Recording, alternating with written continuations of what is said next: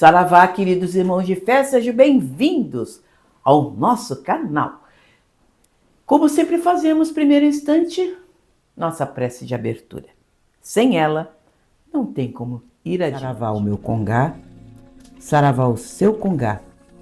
Salve todos os nossos guias, orixás e protetores.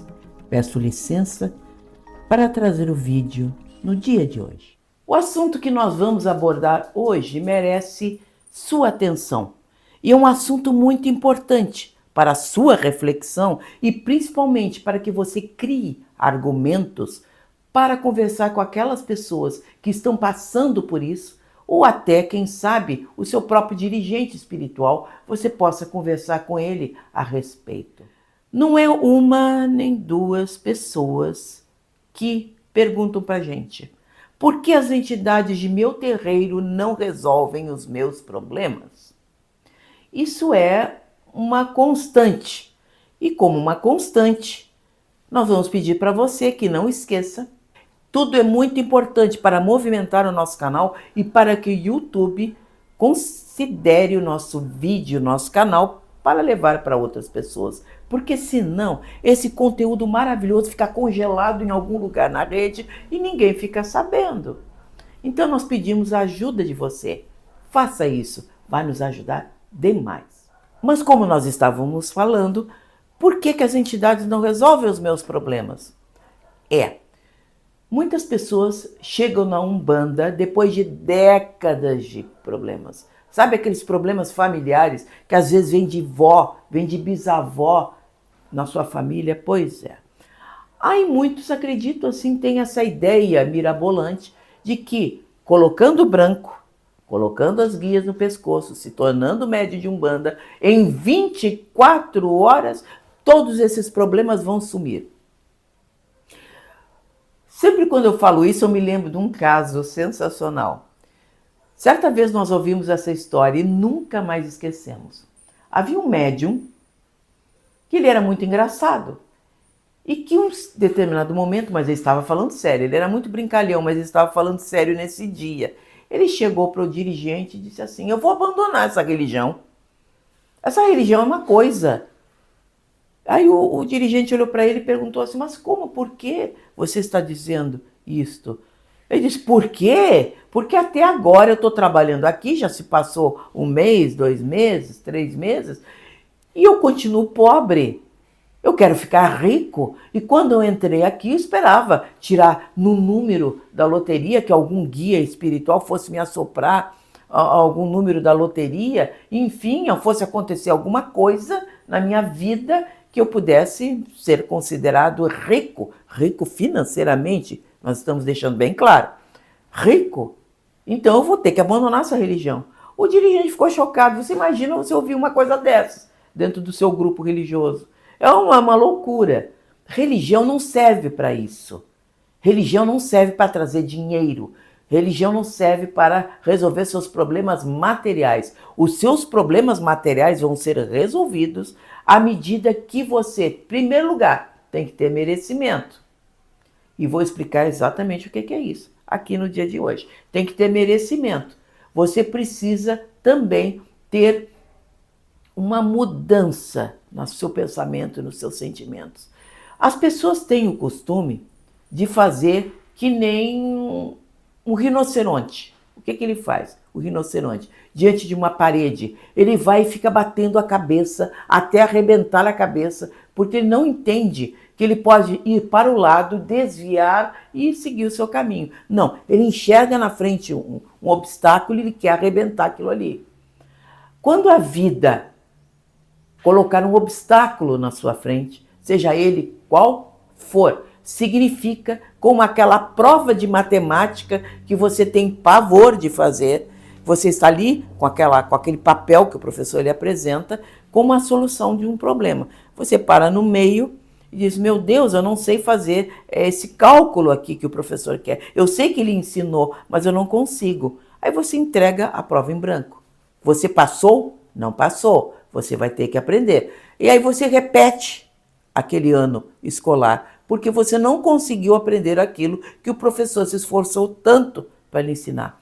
Mas aí você faz de novo a prova. Às vezes você roda de ano várias vezes até aprender. Mas chega um momento que você diz assim, eu preciso aprender isso. Ou então eu abandono, eu me jogo e fico, às vezes, parado não sei quanto tempo. Aí mais adiante, lá adiante você diz assim, como sempre se ouve, o arrependimento.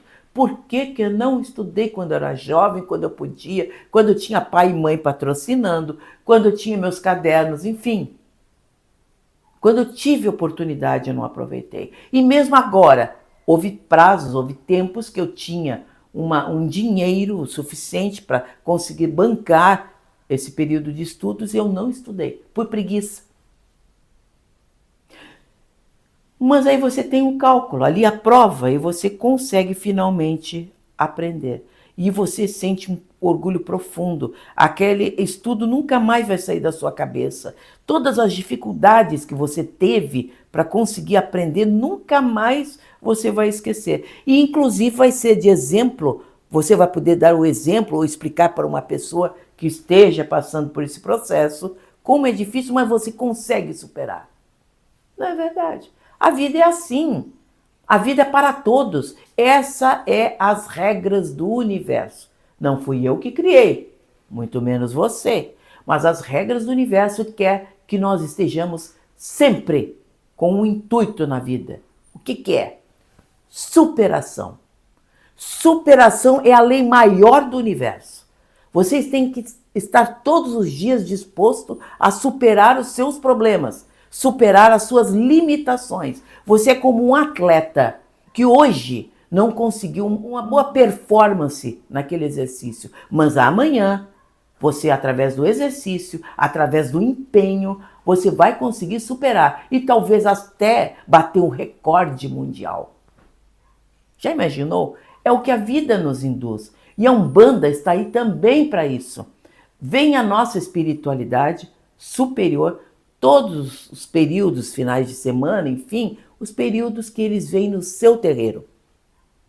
Eles descem, largam tudo de importante que estão fazendo na espiritualidade para trazer uma palavra de luz. Uma vez eu ouvi também um outro comentário, um comentário num livro católico, veja bem, que eles questionavam da seguinte maneira, os nossos cultos religiosos, com a presença dessa espiritualidade. Eles perguntavam o seguinte, nós acreditamos na intervenção do demônio.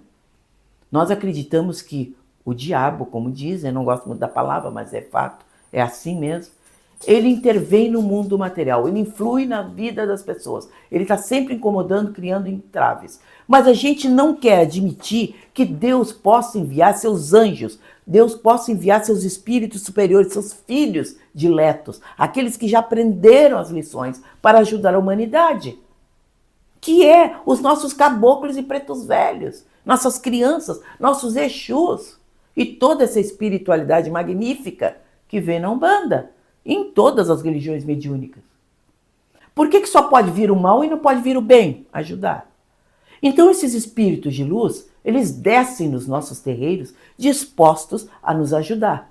Eles não podem trabalhar por nós, eles não podem viver por nós, eles não podem amar por nós, nem ter os filhos por nós. Eles têm simplesmente a tarefa de nos ajudar, como um professor. Um professor, ele não pega a prova da sua mão e vai ali e gabarita ela toda para você.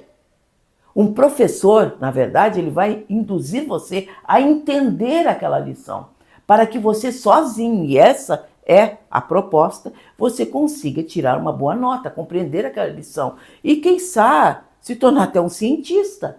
Sim, o maior prazer de um professor é ver aquele aluno que um dia ele ensinou o beabá, a alfabetização, lá adiante recebendo prêmios como cientista. É a maior felicidade de um professor. A mesma felicidade nossos guias espirituais têm conosco. Eles não vêm para assumir os nossos problemas. Eles não vêm para nos tornar ricos. Eles não vêm com essa tarefa inglória, que eu chamaria, de nos dar resposta dos nossos problemas. Não, eles estão aqui para nos ajudar. E quem vai achar as respostas somos nós. Dizem, mas eu conheço um caso lá um dia na Umbanda que eu frequento, que alguém sonhou lá com o guia assoprou um número, ele jogou, vamos dizer assim, e ficou rico.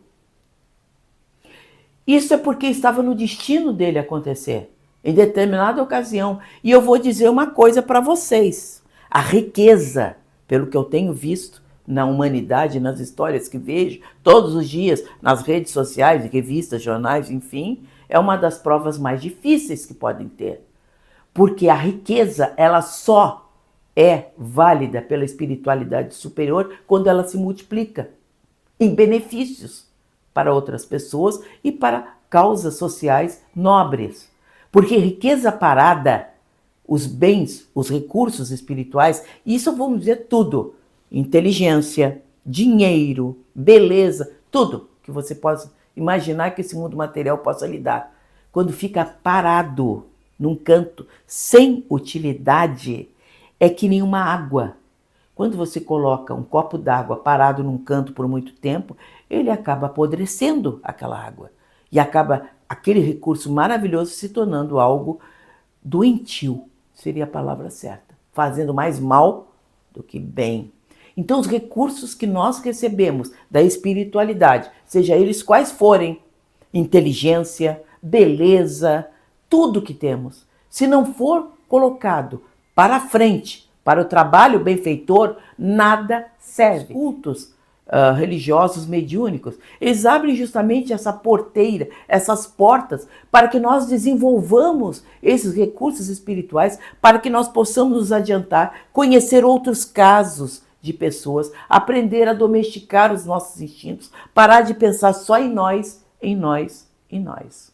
O mimimi, sabe o mimizento? O mimizento é a criatura mais egoísta que tem, porque ele só choraminga com seus próprios problemas. E não pensa que se ele trabalhar, que se ele ocupar a cabeça e tentar ajudar o problema dos outros, ele vai, naquele fluir de coisas, encontrar a solução dos seus próprios problemas e ser ajudado pela espiritualidade.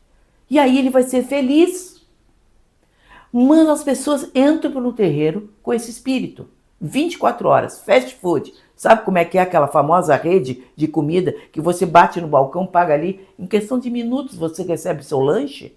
Acho que Umbanda é isso aí. Umbanda não é isso aí, não é fast food. A Umbanda te ajuda como um professor a você progredir, compreender e definir o seu pensamento. Nós, quando começamos dentro da Umbanda, como todo mundo, chegamos cheios de problemas, cheios de dificuldades. Todos nós chegamos crivados de dores.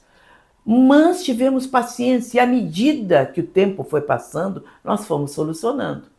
E uma das coisas que eu aprendi dentro da Umbanda, com grande sabedoria, depois de tanto passar por problemas, é que o que a gente não consegue resolver por meio nenhum, solucionado está. Por exemplo, você tem uma montanha no meio do seu terreno. Uma montanha. Você tem um terreno pequeno, aquela montanha está atrapalhando você construir e fazer qualquer coisa. Você pensa, se você não tem fé, se você não compreende, eu tenho que derrubar essa montanha para construir minha casa, fazer lá ser o meu lugar de lazer. Você quer derrubar aquela montanha. Em vez de sair derrubando a montanha, como eu falei no início, no exemplo do rinoceronte, por que você não constrói a sua casa nesse lugar? Você não constrói utilizando os recursos que Deus lhe deu. Você pode construir um paraíso nas montanhas, se você quiser. Então, todas as dificuldades, doença, muitas vezes ela vem, e às vezes ela é cruel, sim, mas vem a doença, transforme ela numa alegria. Um filho, às vezes, que tem algum tipo de limitação, ele é um exercício diário do seu amor. Ele vai ser sempre um bebê para você, que você vai ter que cuidar, você vai ter que redobrar seu amor. É uma lição. Um animalzinho, um pet que você adote. É um exercício diário de paciência, de compreensão, de carinho com os pequeninos. E você não vai mais para a natureza matar um animalzinho ou judiar de um animalzinho, porque você vai lembrar do pet que você tem em casa. E você vai aprender a ter compaixão pela natureza. Tudo na vida, todo o universo, ele comunga para nos dar lições, para fazer nós progredirmos, para sermos melhores. Cabe a nós querer aprender essas lições. Quando alguém chega para mim e diz assim, a Umbanda não resolveu meus problemas, eu penso, ele não conseguiu passar na prova, ele não aprendeu aquele cálculo de matemática, ele não aprendeu a lição do professor tentando ajudar ele, ele não aprendeu coisa nenhuma. Ele vai ter que começar o ano todo de novo. Ele rodou. Está em você raciocinar, pensar e meditar sobre as coisas que eu disse. É claro que a gente poderia aqui, com alma de poeta, não é? Ficar horas falando sobre isso. E aí eu lembro daquela parábola maravilhosa de Jesus, que diz que Deus, porque Jesus sempre falava por parábolas, para que todos pudessem entender, deu um saquinho de recurso para cada um. E que um voltou para Deus e disse assim, olha, eu não consegui fazer, eu consegui multiplicar isso aqui, eu fiz isso aqui dobrar, Deus fez, ó, bacana. Aí chamou o outro, ele disse, olha, esse meu saquinho aqui eu fiz, olha, eu construí um país com isso aqui. Deus disse, ó, que coisa espetacular, passa. Aí veio o último, chegou com um saquinho, botou na mão de Deus e disse, olha, eu não tirei uma moeda daqui. Eu estou te trazendo do jeito que eu encontrei, achando que fez uma coisa muito bonita. Deus olhou para o saquinho, olhou para ele e disse assim, mas puxa, eu te dei todos esses recursos, tu não foi capaz de multiplicar eles, fazer nada? Essa é a vida. Deus dá a oportunidade de estar respirando, de ter um corpo físico nesse momento para todos nós. Nós temos todos a mesma oportunidade.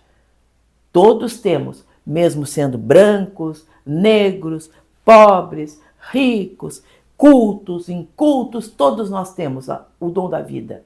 O que você está fazendo com ele?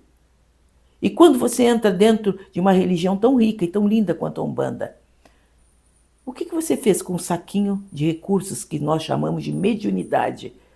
Ele não foi colocado para ajudar as pessoas? Ou você vai entregar a sua mediunidade como Deus, como nessa parábola de Jesus, entregando de volta o seu saquinho nas mãos de Deus sem ter feito absolutamente nada na sua vida? Eu espero que você não rode de ano. Eu também não quero rodar. Eu espero que você não volte com um saquinho de moedas e entregue na mão de Deus. Eu espero que você entenda melhor o trabalho e empenho de nossos guias espirituais. Eu quero que você entenda melhor a razão de existir das nossas religiões mediúnicas. E quando digo religiões, falo tudo.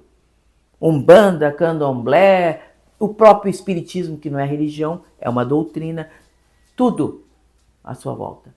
Porque eu não enxergo barreira, não. Eu sou um bandista de coração, mas eu olho para o lado e quero todos bem, porque são todos meus irmãos. Seja bem-vindo ao nosso canal. Agora nós vamos passar para o nosso inestimável Minuto Mandinga. Hoje nós vamos falar de folhas, o principal axé de nossa Umbanda.